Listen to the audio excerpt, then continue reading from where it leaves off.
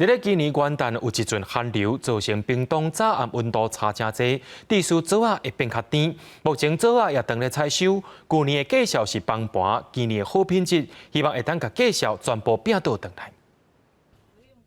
树仔顶的蜜枣拢已经大粒，嘛差不多要熟啊。对于12月底开始，屏东高树的蜜枣就已经开始采收。看到果子园满满的蜜枣，农民讲，加在元旦寒流来的时阵无落雨，温差真大，颠倒互枣仔生甲愈甜愈好食。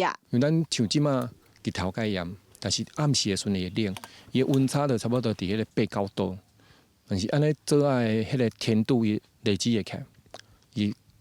不管啥物品种，伊的食落拢介好。屏东枣仔产区差不多800公顷，今年佮加一种早生的品种，对1个月到3月底拢有枣仔通食。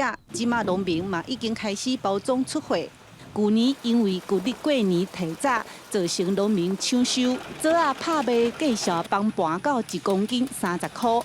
今年的价销，农民拢有信心。所以有无共品种，有无共的挂果期。